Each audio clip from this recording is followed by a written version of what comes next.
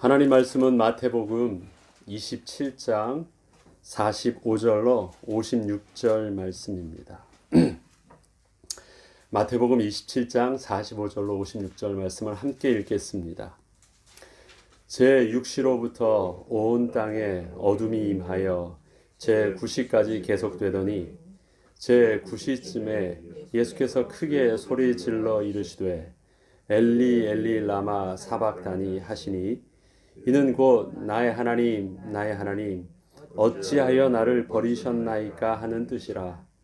거기 섰던 자 중 어떤 이들이 듣고 이르되 이 사람이 엘리야를 부른다 하고 그 중에 한 사람이 곧 달려가서 해면을 가져다가 신 포도주에 적시어 갈대에 꿰어 마시게 하거늘 그 남은 사람들이 이르되 가만두라 엘리야가 와서 그를 구원하나 보자 하더라. 예수께서 다시 크게 소리 지르시고 영혼이 떠나시니라.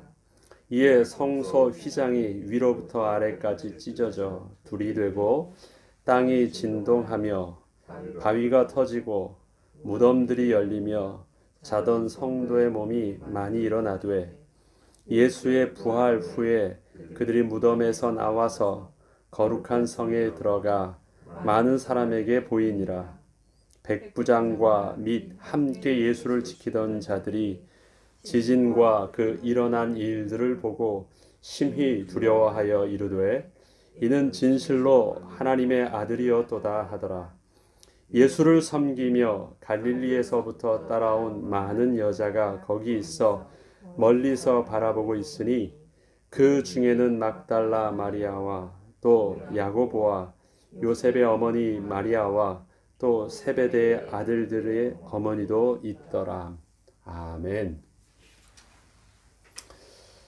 여러분 13일의 금요일 하면 생각나는 게 뭐가 있습니까? 13일의 금요일. 네, 대부분 보면 이게 공포 영화를 할 때 쓰는 말이 13일의 금요일이거든요.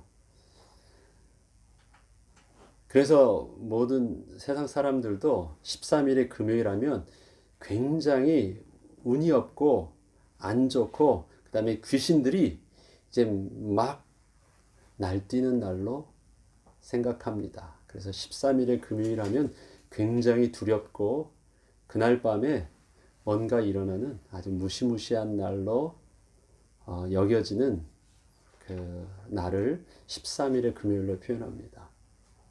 13일의 금요일이 어디서 나왔을까요? 유대인에게 있어서 안식일과 그 다음에 명절, 절기는 겹칠 수도 있고 겹치지 않을 수도 있습니다.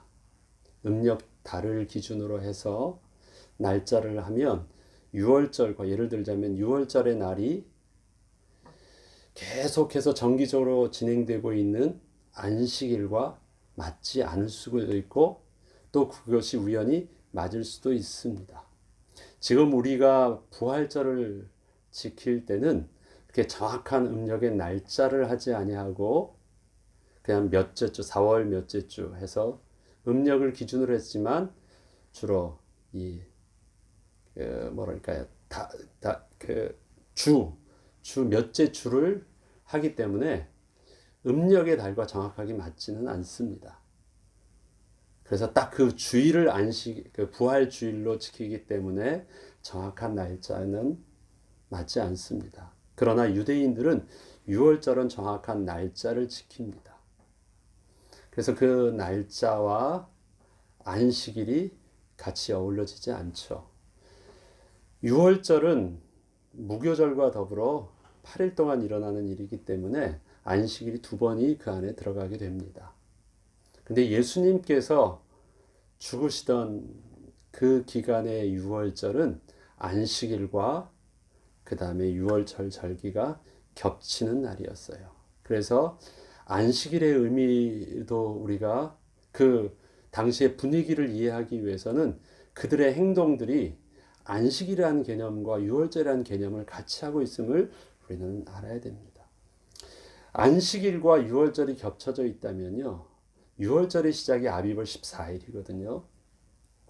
14일입니다. 그러면 13일 예수님께서 죽으신 것이 유월절 바로 전에 죽으셨으니까요. 직전에 죽으셨으니까 그게 바로 13일이고 그게 우리 그냥 달력을 하면 금요일이 되는 거예요.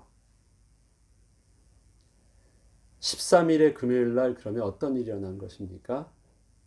예수님이 죽으시고 사단이 이긴 날로 사람들이 생각되어지기 때문에 그 날은 암흑이고 예수님이 부활하기 전에 그날은 캄캄함이고 그날은 사단이 이겨서 승리한 날로 표현되어지기 때문에 13일의 금요일 하면 귀신들이 악령들이 최고조로 막 그들의 카니발을 하는 어떤 그런 개념으로서 우리에게선 굉장히 안 좋은 날로 생각되어집니다. 근데 그게 맞는 말일까요?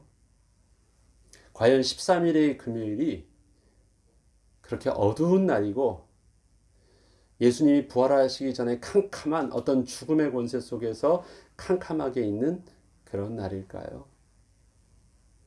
우리는 부활절기 중에서 이 금요일을 고난주간에서의 특별히 이 금요일을 굿 프라이데이 성금요일로 지킵니다.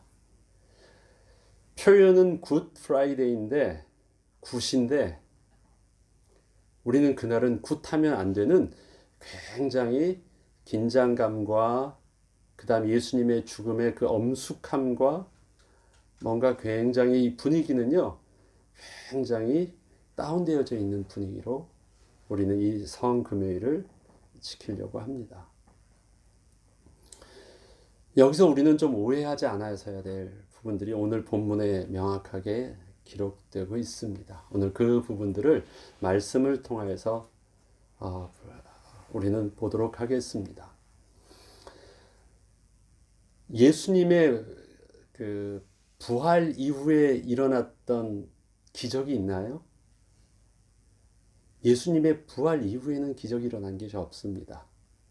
부활하셨다 라는 소식이 들렸을 뿐이지 그러나 오늘 본문을 보니까 예수님의 죽으심 이후에는요 엄청난 기적이 일어나요. 우리가 생각한다면 부활하실 때 그 부활의 승리의 소식 가운데 모든 패배하였던 것, 모든 억눌려졌던 것들이 그 다음에 모든 악한 권세들이 다 패하면서 그 다음에 이 하나님의 부활의 구원의 어떤 창조의 기적이 빵 터진다면 우리가 그려져야 되는 어떤 그 영화의 그 그림으로 본다면 그런 모든 기적은 언제 일어나야 됩니까? 부활에 일어나야 돼요. 근데 부활에는요 아무런 느낌이 없어요.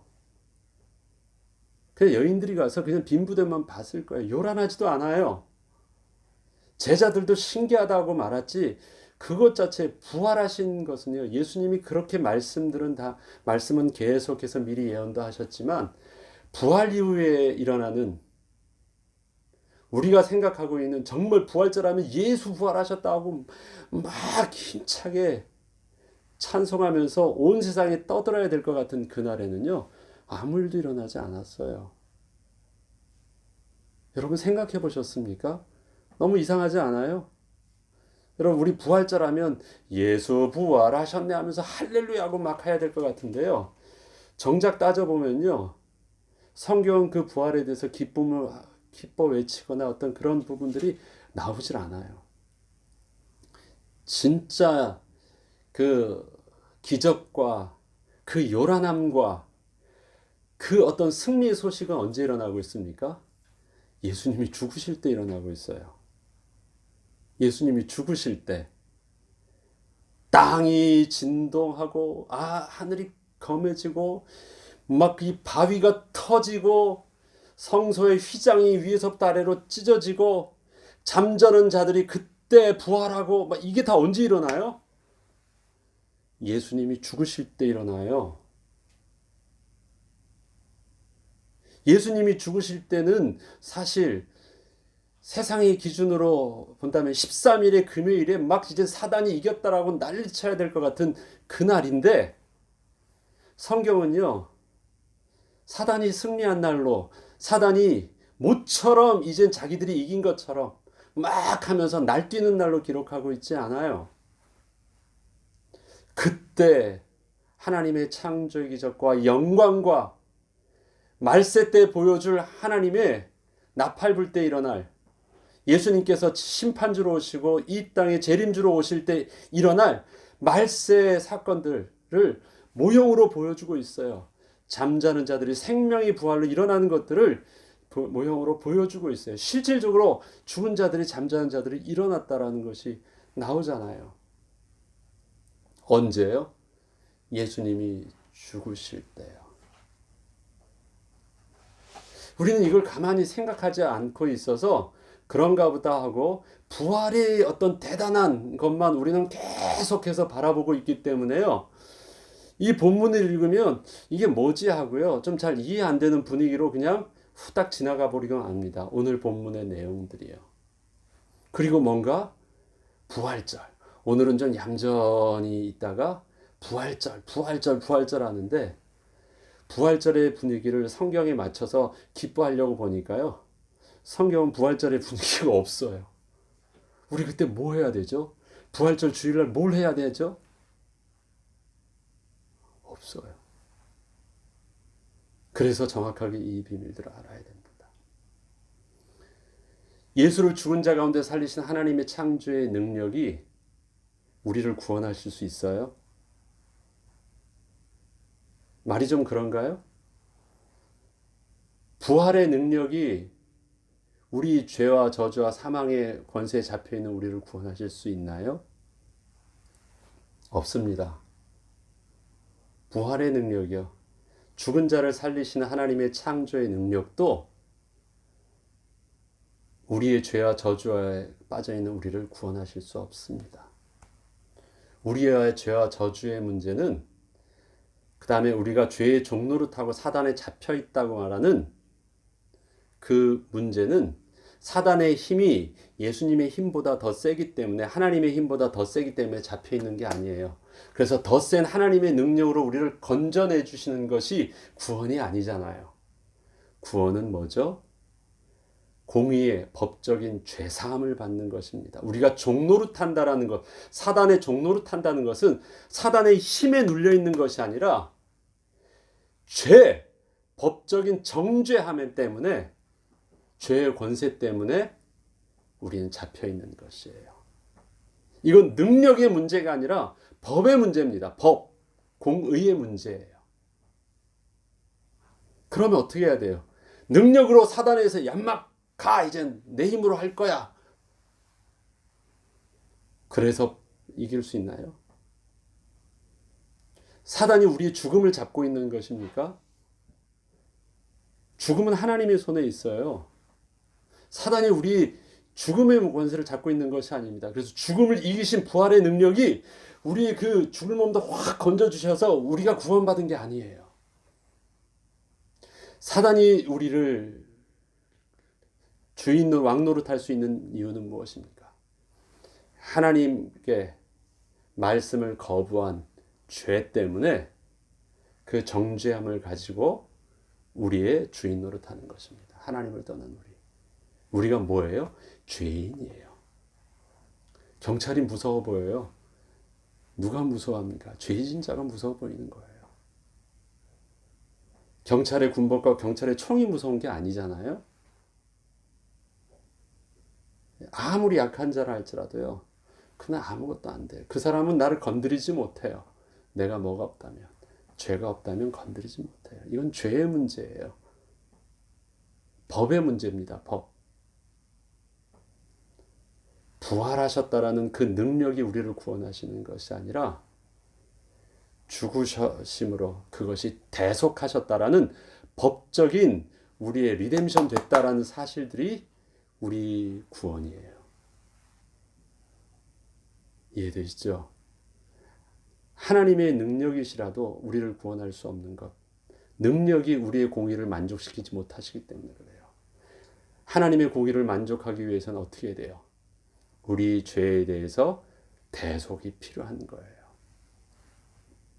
그래서 우리는 자꾸 부활할 때 이 죽음을 이기시는 하나님의 능력으로 보니까 사단의 권세라는 것이 막 어떤 능력의 힘의 대결 속에서 그 죽음의 권세를 이길 수 있는 부활의 능력으로 뭔가 오해하는 부분들이 있는데, 예수 그리스도는 능력이 주이시지만 예수 그리스도는 우리에게 있어서 죄사함의 비밀입니다. 그래서 그 예수 그리스도를 마치 백마탄 왕자같이 힘있는 자로 보여주지 아니하시고, 그분은 요한계시록에서도 이 땅에 오시는 재림주로 오시는 그 예수 그리스도의 모습을 어떻게 표현하고 있습니까? 하나님의 어린 양이에요. 좀 맞지 않잖아요. 이 땅의 공중권세 잡은 자를 멸하러 오시는 그 모습이라면 백마탄 왕자와 같은 어떤 힘 있는 장수의 모습으로 멋진 장수의 모습이어야 되지 않겠습니까?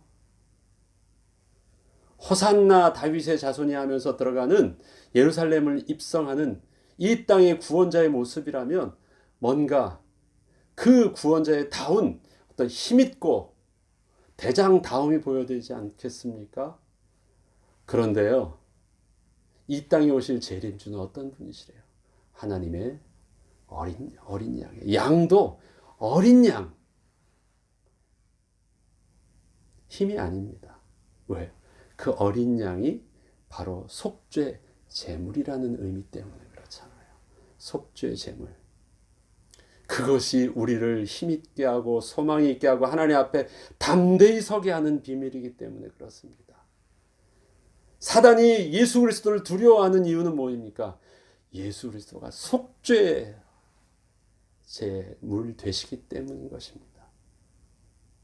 하나님을 만나게 하는 그 비밀이 예수 그리스도 안에 담겨져 있잖아요. 속죄 제물로, 하나님의 어린 양의 모습으로. 그래서 우리는 부활의 소망을 붙잡을 때 죄와 사망의 권세를 이긴 능력, 세상 사람이 볼 때는요, 한 사람도 죽음의 권세를 이긴 자가 없기 때문에 죽음에서 부활했다라는 것이 대단한 능력으로 보입니다. 그러나 예수 그리스도의 비밀은 죄 없으신 하나님이 대속주로 인간으로 오신 죄 없으신 참 사람의 모습으로 오신 하나님이에요. 그게 예수 그리스도이십니다. 죄가 없으시다는 게 가장 강력함이에요. 그리고 그가 대속주가 되시기 위해서 참 사람의 몸을 입으셨다라는 것이고, 그리고 그는 그 모습대로 온전히 우리의 대속주가 되셨다라는 것입니다. 대속주로서의 우리의 모습과 동일하게 1:1 딱 바꿀 수 있는 유일한 대속주가 되셨다라는 것. 희생 제물이 되실 수 있는 유일한 자격이 있으셨다는 분이라는 것을 십자가 사건을 통해서 낱낱이 보여주고 있는 것입니다. 그리고 그 일들이 완성은 어디냐? 부활이 완성이 됩니다. 그 부활은요, 세상에서 증거해 줬을 뿐입니다. 그러나 그분은 본래 하나님이셨고 대속주로서 이미 모든 사람들이 그를 증거하지 않아도, 인정하지 않아도 그는 본래 대속주로서의 모든 자격을 갖추고 있으셨기 때문에 법적인 완성은 언제 이루어집니까? 대신 죽으실 때 일어나는 거예요. 부활하실 때 일어나는 것이 아니라 그분이 대속주로서 모든 법의 결론을 내리시는 것은 언제입니까? 그분이 죽으심으로 법적인 모든 문제는 그때 다 해결함 받게 하는 것입니다. 그래서 우리의 구원함의 순간이 어디예요? 예수님의 부활이실까요? 아니, 예수님의 죽으심이에요. 우리는 그 부활하심으로 우리는 그분이 그리셨던 부분들을 알게 되지만, 그건 우리가 알게 되는 것이고요. 그분이 본래 대속주로서 사실이 맞기 때문에 증거는, 열매는, 이 법적인 효력은 언제부터예요? 그분이 법적인 그 모든 저주를 다 친히 죽으심으로 마치셨을 때 끝나는 것입니다. 그래서 모든 부활의 기적들이 언제 일어납니까? 예수님이 죽으실 그 순간에 모든 것들이 다 일어나는 거예요. 하나님과 막힌 담이 왜 헐어집니까? 부활 때 일어나야 되잖아요. 능력의 부분이라면. 법의 효력은 언제부터요? 예수님이 다 집행하시면서부터.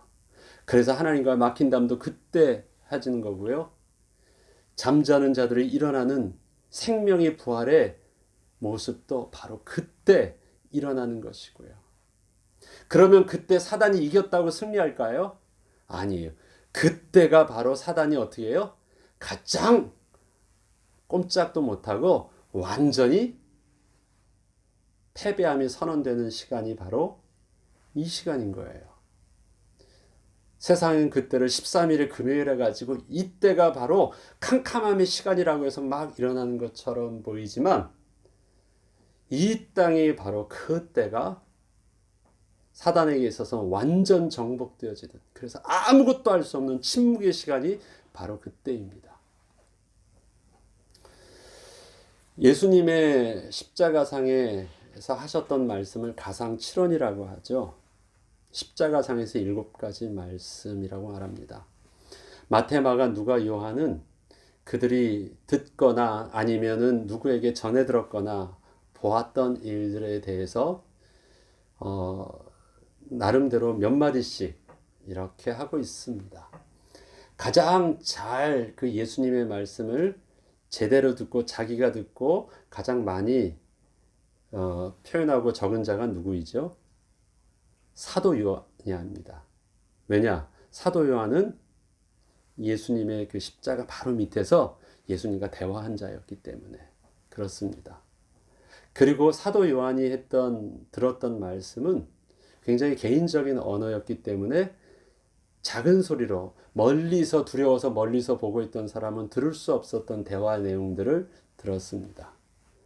그래서 요한복음에 나와 있는 이 가상칠언의 예수님의 말씀이 한 4마디 정도가 나오는데요. 다 작은 목소리예요. 근데 마태, 마가, 누가복음에서 나와 있는 예수님의 목소리는 아주 큰 소리로 외쳤던 말씀이 나와 있습니다. 엘리 엘리 라마 사막다니 했던, 나의 아버지 어찌하여 나를 버리셨나이까, 그 말이나 아니면 아버지 내 영혼을 당신의 손에 부탁하나이다, 다 큰 소리로 했다고 말합니다. 그리고 마태, 마가, 누가 동일하게 예수님의 십자가상의 말씀을 큰 소리로 외치셨다라고 설명을 하면서 큰 소리로 외치신 후 그 다음에 숨을 거두셨다라고 기록하고 있습니다. 근데 사도 요한에게 있어서는 큰 소리로 외치셨다라는 그 표현은 없고요. 그 예수님과 하셨던 말씀 속에서 마지막 말을 다 이루었다라고 하면서 그가 고개를 떨구시고 조용히 숨을 거두셨다라는 말로 합니다. 다 틀린 말들은 아니에요. 그러나 멀리서 보면서 들릴 수밖에 없었던 그것. 그래서 자세히 그 안에서 뭔가 일어나고 있지 않지만 큰 소리로 외쳐지는 어떤 상황 속에서 그들에게 비춰져 있는 많은 무리들과 동일하게 비춰져 있는 모습과 사도 요한의 어떤 인간적인 언어의 모습은 조금 차이는 있습니다. 어느 건 틀리고 어느 건 옳았다가 아니라 무엇을 기록하려느냐에 따라는 어떤 그 관점이 다릅니다. 겟세마네의 기도는 예수님께서 잡히시기 전에, 십자가에 죽으시기 전에 하나님께 간절히 기도했던 내용이 나옵니다. 이것도 세베대의 두 아들 요한과 야고보, 야고보와 요한과 베드로, 예수님과 함께 하였고 돌 하나 던질 거리 되니까 그렇게 멀지 않은 거리에서 예수님과 함께 기도하였을 때, 그리고 요한은 그것을, 베드로는 심히 졸았다는데 요한은 좀 덜 조는 것 같아요. 계속해서 예수님도 책망하고 대화하는 게 베드로한테만 가가지고 얘기를 했거든요. 그래서 요한복음에 나와 있는 겟세마네의 기도는 아주 자세합니다. 그리고 아주 인간적인 언어들이 적혀 있죠. 근데 마태, 마가, 누가복음에 있는 그 겟세마네 기도의 내용에는요, 다른 어떤 이런 세밀한 내용들은 없고 그 가운데 예수님께서 정말 핵심으로 이러한 기도를 하셨다라는 것 하면서 간절히 기도했던 내용들이 나오는데, 동일하게 어떤 내용을 다 마태, 마가, 누가는 기록하고 있냐면, 아버지 할만하시거든 이 잔을 내게 멀리 하시옵소서. 그러나 나의 원대로 하지 마옵시고 아버지 원대로 하시옵소서.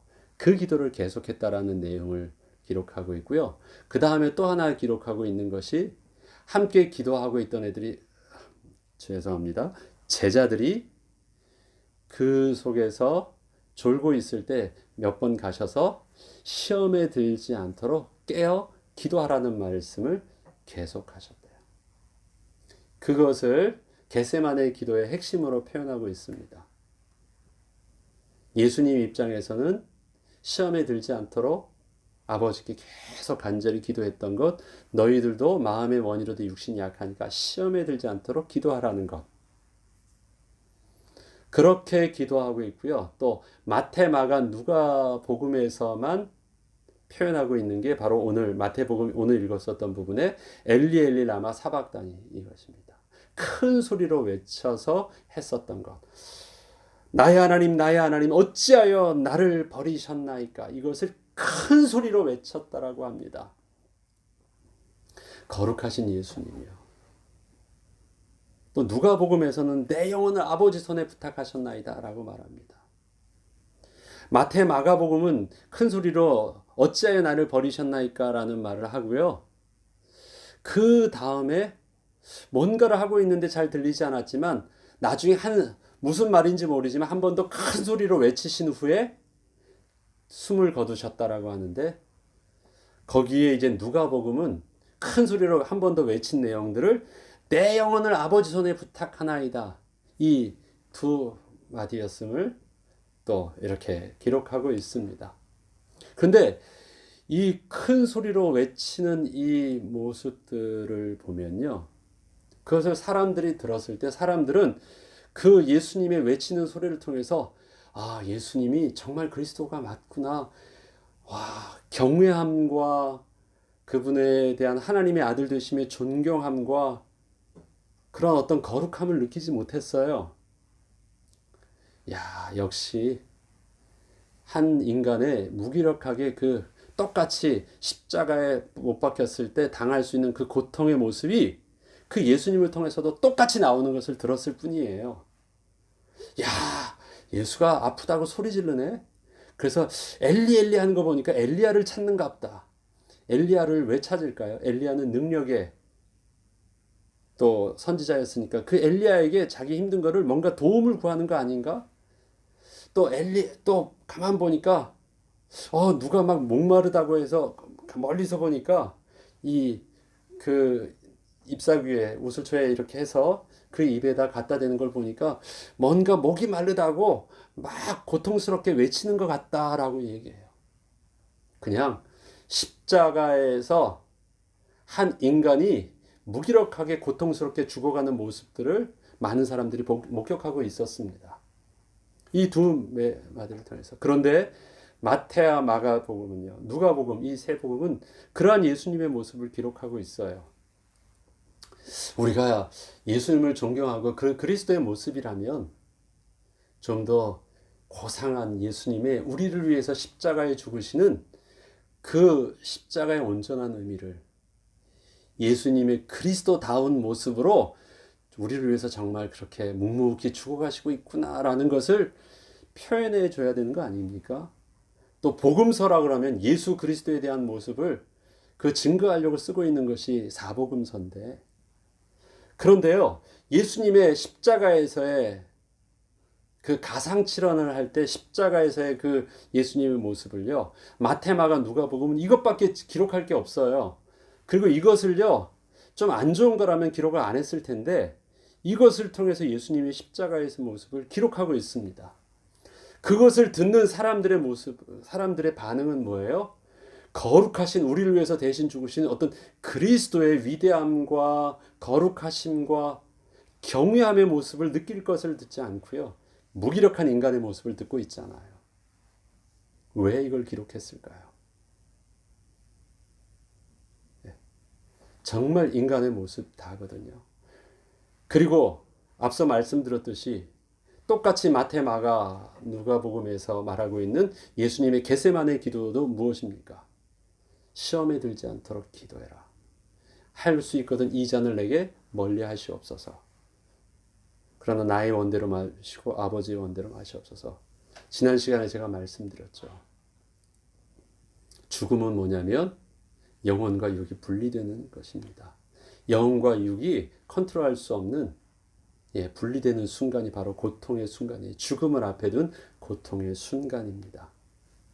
예수님은 이 땅에 거룩하신 예수님이셨고 하나님의 아들이셨고 하나님이셨지만 이 땅에서 대속주로 그 직분을 감당하시기 위해서 그리스도의 모습으로 오셨을 때는 참 인간의 한계를 그대로 입으셨습니다.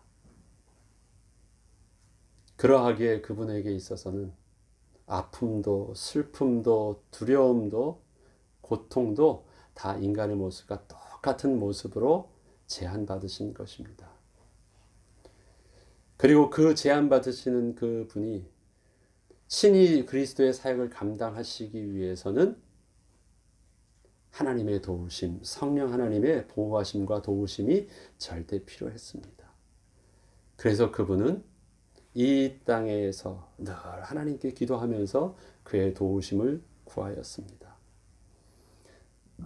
그분께서 마지막 대속주로서 마지막을 감당해야 되는 그 순간, the hour, 그 때를 바라보면서 계속해서 기도하고 하시는 내용은 무엇입니까? 그때는 이제 나의 육신이 정말 분리되는 순간, 고통의 순간이 올 때는 내가 나의 인격으로도 나의 의지로도 더 감당할 수 없는 순간이 오는 것이에요. 아픔의 순간이 오는 것이에요. 그때는 무엇이 필요합니까? 정말 성령 하나님의 도우심이 아니고서는 마음의 원의로 돼 우리의 육신은 우리 죄와 저주와 사망의 권세를 이길 수 있지 못해요. 무기력해요. 그래서 성령 하나님의 도우심을 구한 것입니다. 지금 이 모습은 인간이 죄의 저주 가운데 그렇게 사망 권세 속에서 고통당할 수밖에 없고 그 죄의 저주가 얼마나 심각한 것인지를요, 적나라하게 예수님께서 보여주시는 것입니다. 그리고 그렇게 죽을 수밖에 없는 저주였다라는 것, 죽음의 문제가 이만큼 심각하다라는 것을 그대로 다 드러내 보여주신 것입니다.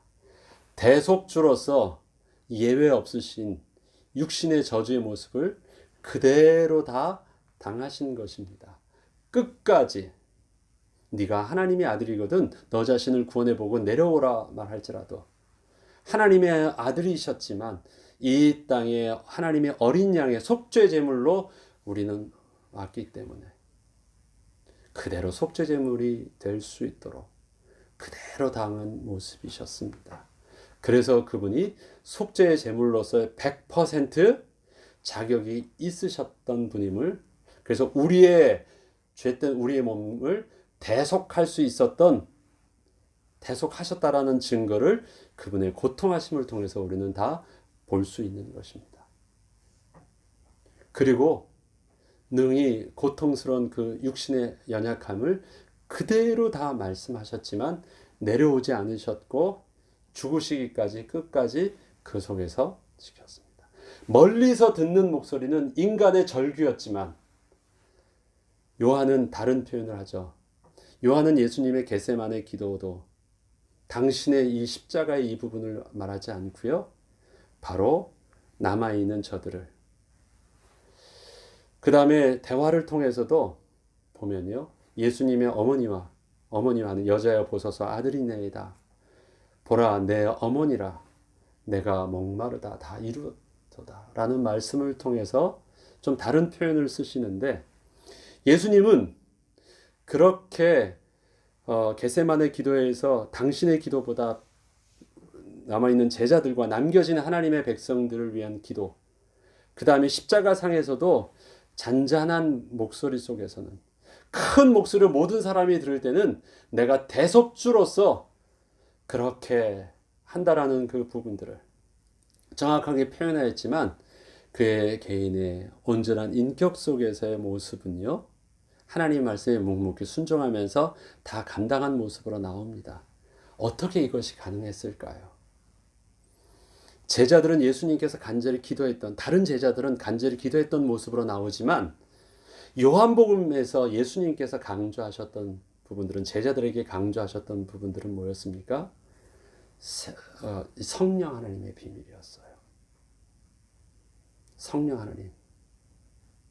그래서 내가 있는 것보다 가면 성령 하나님께서 너에게 보혜사 성령 하나님께서 성령 보혜사가 되어 주실 거야. 담대하라. 너희가 환난을 당하나, 세상에서 너희가 환난을 당하나 담대하라. 내가 세상을 이겼다. 그분이 그렇게 영적으로 안정감을 취하셨고 제자들에게 담대하게 할 수 있었던 비밀들을 사도 요한은 요한복음을 통해서 바로 성령 하나님께서 도우셨다라는 비밀들을 잘 풀어주고 있고요. 그 다음에 마태, 마가, 누가, 요한은 그 성령의 도우심을 구하고 있다라는 것을 겟세마네 기도를 통해서 잘 표현하고 있습니다.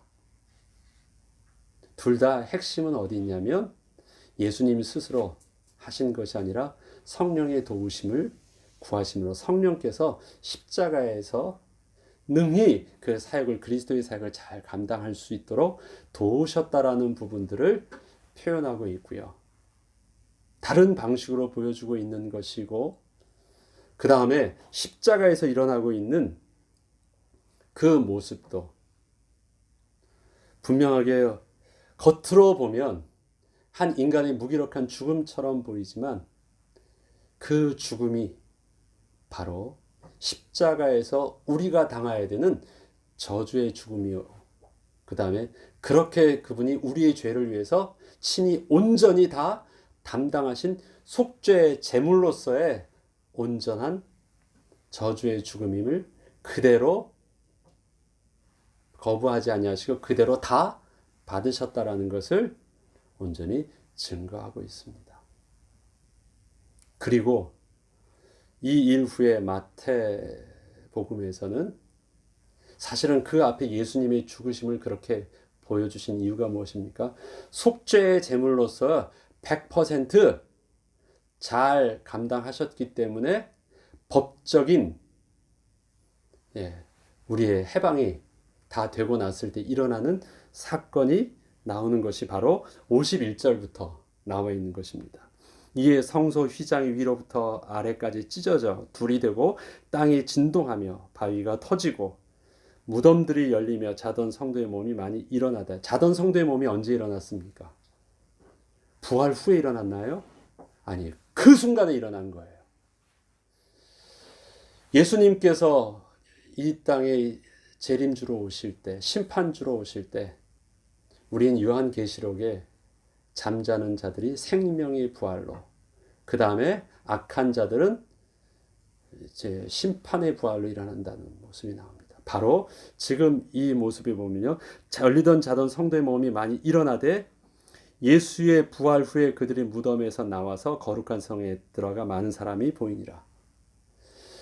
그들이 부활한 것은 언제입니까? 사건은요, 부활한 사건은 예수님이 죽으시는 그 순간이었어요.